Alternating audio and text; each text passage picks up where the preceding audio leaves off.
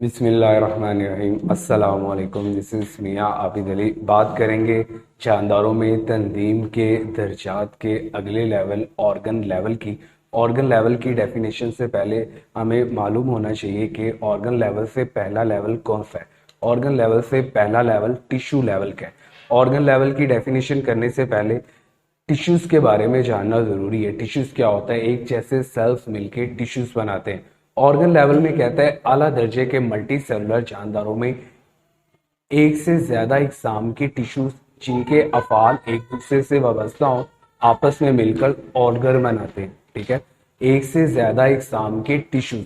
जानवरों की बात करें, जानदारों की बात करें तो जानवरों के अंदर चार तरह के टिश्यूज पाए जाते हैं: epithelial tissue, muscular tissue, connective tissue और नर्वस टिश्यू। तो चार टिश्यूज में से एक जैसे टिश्यू नहीं, दो टिश्यू या दो से ज्यादा टिश्यूज जब आपस में मिलते हैं तो ये ऑर्गन बनाते हैं।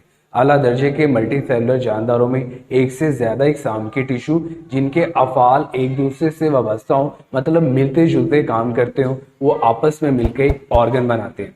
एक ऑर्गन के अंदर जो मुख्तलिफ टिश्यूज हैं वो अपना अपना मखसूस काम तो करते हैं, मगर वो ऑर्गन का मखसूस काम भी करते हैं। किस तरह करते हैं, मिसाल देखते हैं। कहता है मिसाल के तौर पे मैदा एक ऑर्गन है जो प्रोटीन की डाइजेशन और खुराक को जखीरा करने के लिए मखसूस होता है। मैदे के दो काम है। मैदे के अंदर हमारी खुराक में जो कार्बोहाइड्रेट, प्रोटीन और लिपिड्स के जो कंपोनेंट हैं उनमें से सिर्फ प्रोटीन्स क्या होती है, स्टमक के अंदर डाइजेस्ट होती है। लिपिड्स हैं और कार्बोहाइड्रेट्स हैं वो सारे छोटी आंत में, स्मॉल इंटेस्टाइन में डाइजेस्ट होते हैं। तो जो प्रोटीन की डाइजेशन है वो स्टमक के अंदर होती है। प्रोटीन को डाइजेस्ट करने के अलावा स्टमक एक और अहम काम करता है, वो है खुराक को जखीरा करना।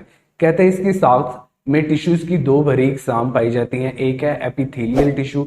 एपिथेलियल टिश्यू का दूसरा नाम है ग्लैंडुलर टिश्यू। प्रोटीन की डाइजेशन के लिए गैस्ट्रिक जूस खारिज करता है। मस्कुलर टिश्यू नाम से ज़ाहिर है मसल से बना हुआ है, तो ये सुकड़ने और फैलने का काम करेगा।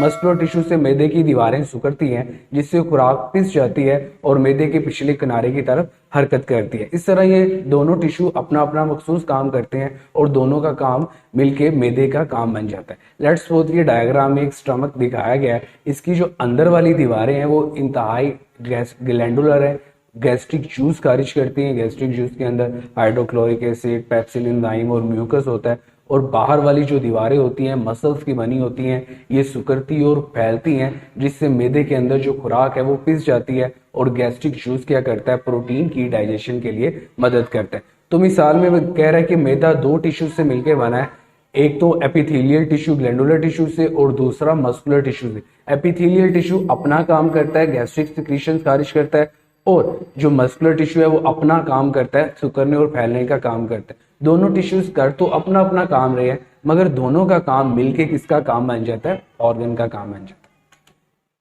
नेक्स्ट हमारे पास लेवल है organ system level. Organ system level की से हम डेफिनेशन करने से पहले हमें मालूम होना चाहिए कि पहला लेवल कौन सा है, ऑर्गन लेवल। ऑर्गन सिस्टम कैसे बनता है? कहता है वाबस्ता काम करने वाले ऑर्गन्स मिलके ऑर्गन सिस्टम बनाते हैं। मल्टी सेलुलर जानदारों में तंजीम का अगला लेवल ऑर्गन सिस्टम का है। वाबस्ता काम करने वाले मुख्तलिफ ऑर्गन्स आपस में मिलकर मुनज़्ज़म होकर एक ऑर्गन सिस्टम बनाते हैं। इसी तरह जिस तरह ऑर्गन के अंदर ऑर्गन टिश्यू से मिलके बना होता है, हर टिश्यू अपना अपना काम करता है और उनका काम मिलके ऑर्गन का काम बन जाता है। बिल्कुल इसी तरह ऑर्गन सिस्टम में हर ऑर्गन अपना अपना मखसूस काम करता है और सबका काम मिलके ऑर्गन सिस्टम का काम बन जाता है। मिसाल में वो कह रहा है मिसाल के तौर पे डाइजेस्टिव सिस्टम एक ऑर्गन सिस्टम है। डायग्राम में ये डाइजेस्टिव सिस्टम दिखाया गया है। ये ओरल कैविटी, मुंह के अंदर जो खाली जगह है इसे ओरल कैविटी बोलते हैं। उसके बाद ये नालीनुमा हिस्सा एसोफेगस है, स्टमक है हमारा मैदा, फिर उसके बाद छोटी आंत है और बड़ी आंत है। ये सारे के सारे क्या हैं, ऑर्गन्स है। ठीक है, सारे के सारे ऑर्गन्स है। ये एक दूसरे से मिलता जुलता काम करते हैं। ओरल कैविटी है वो भी खुराक को डाइजेस्ट करती है, खुराक को पीसती है।